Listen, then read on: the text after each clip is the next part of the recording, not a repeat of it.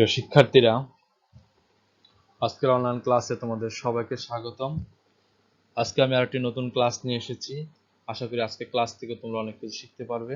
তোমরা সবাই মনোযোগ সহ ক্লাসটি দেখার চেষ্টা করো। ক্লাসের শুরুতে তোমাদের সবাইকে জানাই ফুলের শুভেচ্ছা। আশা করি এই কড়া মহামারীতে তোমরা সবাই বাসায় অবস্থান করছো এবং যার যার লেখাপড়া চালিয়ে যাচ্ছ। তোমরা অবশ্যই বাসায় বসে না থেকে সিলেবাস অনুযায়ী তোমরা প্রত্যেকটা বিষয় পড়ার চেষ্টা করবে। এতে তোমরা অবশ্যই অন্যদের থেকে এগিয়ে থাকবে। এরপরেতে যে সমস্ত বিষয়গুলো তোমরা বুঝতে না পারো অবশ্যই তোমরা নোট ডাউন করে রাখবে। আমরা যখন সরাসরি ক্লাস নেব তখন আমাদেরকে বলবে, আমরা তোমাদের সেই সমস্ত বিষয়গুলো সলিউশন করে দেওয়ার চেষ্টা করব। প্রিয় শিক্ষার্থীরা, ক্লাসের শুরুতে যথারীতি আমি আমার পরিচিতি তোমাদের মাঝে তুলে ধরব, যেটা আমি প্রত্যেকটা ক্লাসই দিয়ে থাকি। আমি মোহাম্মদ সোহেল রানা, প্রভাষক, অর্থনীতি বিভাগ, Lakers public school and college, Rangamati. আমরা আজকে পড়াবো অর্থনীতি প্রথম পত্র, যেটি একাদশ এবং দ্বাদশ উপশ্রেণীর জন্য প্রযোজ্য। আমরা পড়াবো দশম অধ্যায় মুদ্রা ও ব্যাংক। আমি এর আগে একটি ক্লাস নিয়েছি এই অধ্যায়ের উপর।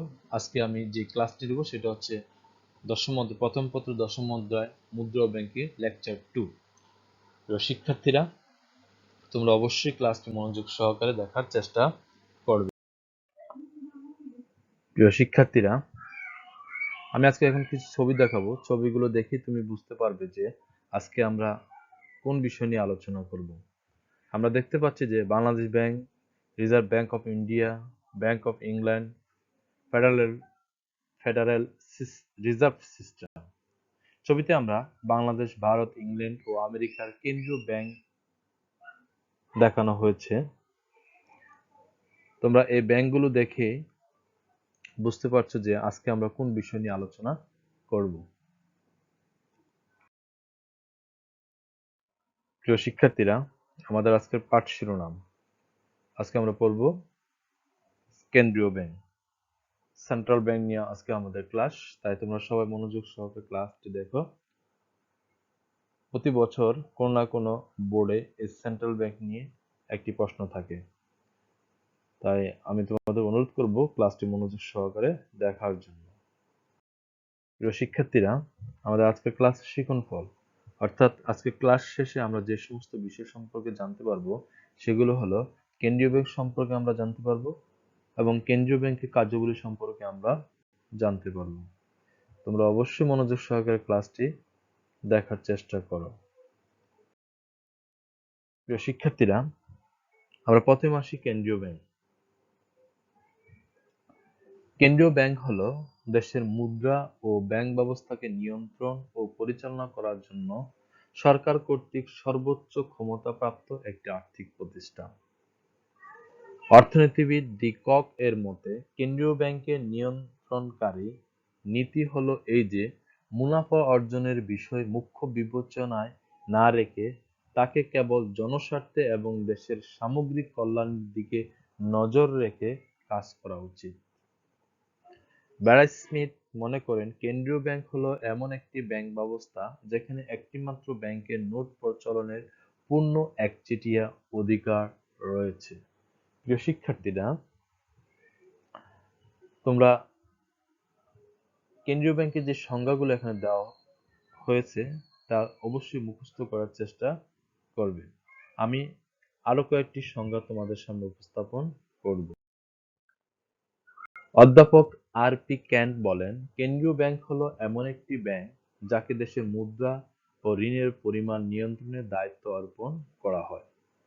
সুতরাং বলা যায় কেন্দ্রীয় ব্যাংক হলো এমন একটি ব্যাংক যাকে দেশের মুদ্রার প্রচলন, ঋণের যোগান ও ব্যবহার নিয়ন্ত্রণ, বিনিময় হার নিয়ন্ত্রণ, সরকারের পক্ষে দেশে ও বিদেশে সকল আর্থিক লেনদেন কার্যক্রম পরিচালনা ও সরকারকে মুদ্রা বিষয়ক পরামর্শ প্রদানের দায়িত্ব অর্পণ করে। প্রিয় শিক্ষার্থীরা, আশা করি কেন্দ্রীয় ব্যাংক কাহাকে বলে তা তোমরা বুঝতে পেরেছ এবং কেন্দ্রীয় ব্যাংক নিয়ে কোনো প্রশ্ন আসলে, এর সংজ্ঞা আসলে তোমরা অবশ্যই দিতে পারবে। প্রিয় শিক্ষার্থীরা, আমি এখন যে বিষয়টি নিয়ে আলোচনা করব সেটি হচ্ছে কেন্দ্রীয় ব্যাংকের কার্যাবলী। কেন্দ্রীয় ব্যাংক আসলে অনেকগুলো কাজ করে থাকে, আমি ক্রমান্বয়ে সেগুলো তোমাদের সামনে উপস্থাপন করব। তোমরা দেখতে পাচ্ছ একটা চার্টে কেন্দ্রীয় ব্যাংকের কার্যগুলিকে আমি উপস্থাপন করেছি। সেখানে সাধারণ কার্যগুলি রয়েছে, সরকারি ব্যাংক হিসেবে তার কার্যগুলিগুলো রয়েছে, অন্যান্য ব্যাংকের ব্যাংক হিসেবে তার কার্যগুলিগুলো রয়েছে, উন্নয়নমূলক কার্যগুলি রয়েছে এবং অন্যান্য কার্যগুলি রয়েছে। প্রথমে আমি আসি সাধারণ কার্যগুলি। কেন্দ্রীয় ব্যাংক সাধারণ কার্যগুলি হিসাবে মুদ্রা ও নোট প্রচলন করে। বর্তমানকালে কেন্দ্রীয় ব্যাংকই সকল দেশে নোট ও মুদ্রা প্রচলনের একক অধিকার ভোগ করে আসছে। তার হচ্ছে মুদ্রার মান সংরক্ষণ। কেন্দ্রীয় ব্যাংক দেশের অর্থনীতির সাথে সংগতি রেখে মুদ্রার মান সংরক্ষণ করে। তার মুদ্রা বাজার পরিচালনা। কেন্দ্রীয় ব্যাংক দেশের স্বার্থে শক্তিশালী বাজার গঠন, পরিচালনা এবং নিয়ন্ত্রণ সদা তৎপর থাকে। এই লক্ষ্যে কেন্দ্রীয় ব্যাংক বিভিন্ন ব্যাংকিং ও আর্থিক প্রতিষ্ঠানসমূহকে সহায়তা দেয় ও তাদের কার্যবলী নিয়ন্ত্রণ করে। তারপর রয়েছে ঋণ নিয়ন্ত্রণ। কোনো দেশের অর্থনৈতিক উন্নয়নের ক্ষেত্রে ঋণের স্বল্পতা আদক্য উভয়ই ক্ষতিকর, তাই কেন্দ্রীয় ব্যাংক বিভিন্ন নীতি কৌশল নির্ধারণ ও বাস্তবায়নের আলোকে দেশে ঋণের পরিমাণ কাম্য স্তরে রাখার চেষ্টা করে। তারপর রয়েছে বিনিময় নিয়ন্ত্রণ। কেন্দ্রীয় ব্যাংক আন্তর্জাতিক লেনদেনে ভারসাম্য আনয়নে ও স্থিতিশীলতা বজায় রাখার জন্য মুদ্রার বিনিময় মূল্য নির্ধারণ ও নিয়ন্ত্রণ করে থাকে। এ লক্ষ্যে দেশে বৈদেশিক মুদ্রার রিজার্ভ কাম্যস্তর বজায় রাখার জন্য এবং এরূপ মুদ্রার লেনদেন সম্পৃক্ত বিভিন্ন প্রতিষ্ঠান তত্ত্বাবধান ও নিয়ন্ত্রণের দায়িত্ব পালন করে। তারপর আসে আমি সরকারের ব্যাংক হিসেবে কেন্দ্রীয় ব্যাংক যে কাজগুলো করে। তহবিল সংরক্ষণ। এ ব্যাংক সরকারের পক্ষে রাষ্ট্রীয় তহবিল ও উদ্বৃত্ত সংরক্ষণ ও তত্ত্বাবধান করে থাকে। আর্থিক লেনদেন সম্পাদন। কেন্দ্রীয় ব্যাংক সরকারের পক্ষে দেশে বিদেশে সকল আর্থিক লেনদেন সম্পাদন করে, যার মধ্যে বৈদেশিক মুদ্রা ক্রয় বিক্রয় অন্তর্ভুক্ত। অর্থ জমা, গ্রহণ ও প্রদান। সরকারি ব্যাংক হিসেবে কেন্দ্রীয় ব্যাংক বিভিন্ন খাত থেকে সরকারের রাজস্ব ও পাওনা সরকারি হিসাবে জমা করে এবং সরকারের নির্দেশ অনুযায়ী বিভিন্ন খাতে অর্থ প্রদান করে। হিসাব সংরক্ষণ। এ ব্যাংক সরকারের বিভিন্ন বিভাগ, বোর্ড, মন্ত্রণালয় ও প্রতিষ্ঠানের যথাযথ হিসাব সংরক্ষণ ও পরিচালনা করে। ঋণ প্রদান ও তত্ত্বাবধান। কেন্দ্রীয় ব্যাংক সরকারের আর্থিক সংকটের সময় সরকারকে স্বল্প ও দীর্ঘমেয়াদী ঋণ দেয়, বিভিন্ন খাত হতে ঋণ সংগ্রহে সরকারকে সহযোগিতা করে এবং উক্ত ঋণ তত্ত্বাবধান করে থাকে। বিদেশি আর্থিক প্রতিষ্ঠানের সাথে সংযোগ রক্ষা। এ ব্যাংক সরকারের প্রতিনিধি হিসেবে বিভিন্ন দেশের কেন্দ্রীয় ব্যাংক, আন্তর্জাতিক আর্থিক প্রতিষ্ঠান যেমন বিশ্ব ব্যাংক, আন্তর্জাতিক অর্থ তহবিল, IMF, আন্তরিক উন্নয়ন ব্যাংক যেমন এশীয় উন্নয়ন ব্যাংক এবং ধর্মীয় জনগোষ্ঠীর জন্য উন্নয়ন ব্যাংক যেমন ইসলামিক উন্নয়ন ব্যাংক, IDB ইত্যাদি প্রতিষ্ঠানসমূহের সাথে সংযোগ রক্ষা করে থাকে। উপদেষ্টা ও প্রতিনিধিত্ব। এ ব্যাংক সরকারের অর্থনৈতিক কর্মকাণ্ড ও নীতি নির্ধারণে বিভিন্ন পরামর্শ দিয়ে সরকারের উপদেষ্টা হিসেবে দায়িত্ব পালন সম্পাদন করে। এছাড়া দেশ বিদেশে বিভিন্ন পক্ষের সাথে যোগাযোগ ও প্রয়োজনীয় চুক্তি সম্পাদনে সরকারের প্রতিনিধিত্ব করে থাকে। আর্থিক নীতি বাস্তবায়ন। কেন্দ্রীয় ব্যাংক সরকারের আর্থিক নীতিমালা প্রণয়নের প্রয়োজনীয় তথ্য ও পরামর্শ দিয়ে তা বাস্তবায়নে গুরুত্বপূর্ণ ভূমিকা পালন করে থাকে। অধ্যাপক R.S. Shears তাই মন্তব্য করেন যে, কেন্দ্রীয় ব্যাংক সরকারের সামগ্রিক প্রশাসনের একটি বিশেষ অঙ্গ, যা সরকারের আর্থিক নীতিমালা বাস্তবায়নে গুরুত্বপূর্ণ ভূমিকা পালন করে থাকে। এবার আসি আমরা অন্যান্য ব্যাংকের ব্যাংক হিসাবে কেন্দ্রীয় ব্যাংক যে কাজগুলো থাকে সেই কাজগুলো নিয়ে আমরা কথা বলবো। তালিকাবদ্ধকরণ। এ ব্যাংক দেশে নতুন ব্যাংক ও শাখা প্রতিষ্ঠান অনুমতি প্রদান করে এবং উক্ত ব্যাংক শর্ত পূরণ করেছে কিনা বা তালিকাভুক্তি বা শর্ত পালন করেছে কিনা তা তদারক করে।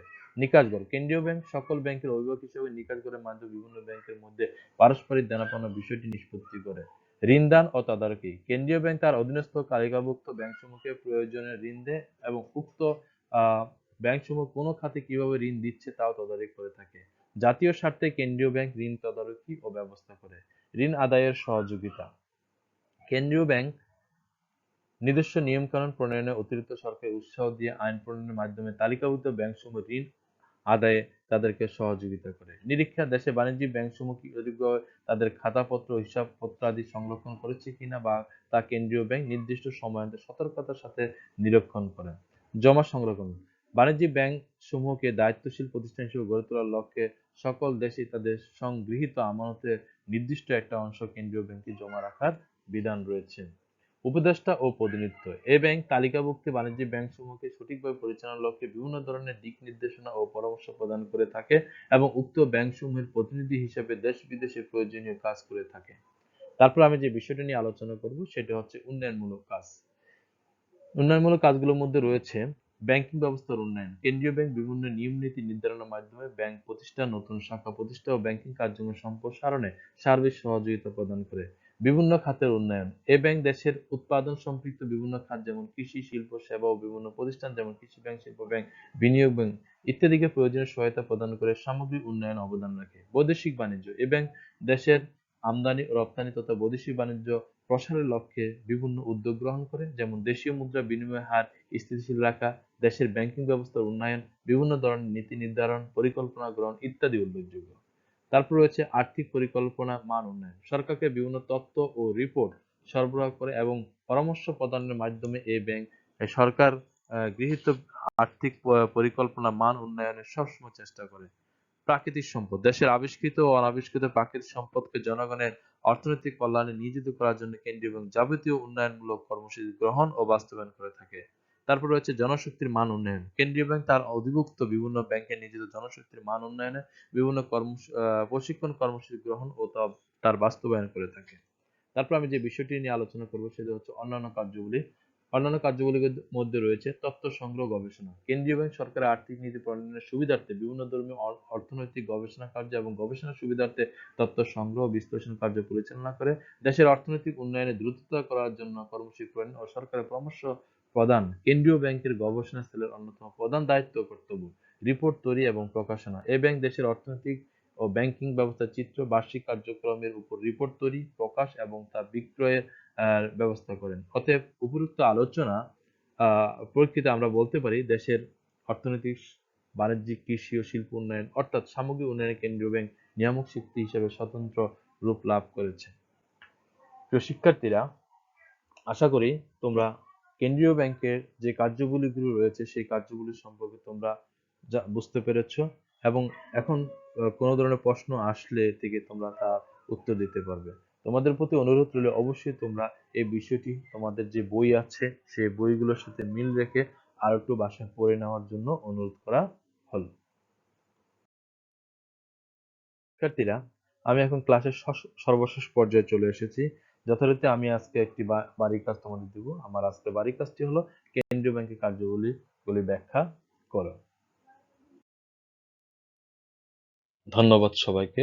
সবাই ভালো থাকো, সুস্থ থাকো এই কামনা করে আজকের মতো এই পর্যন্ত।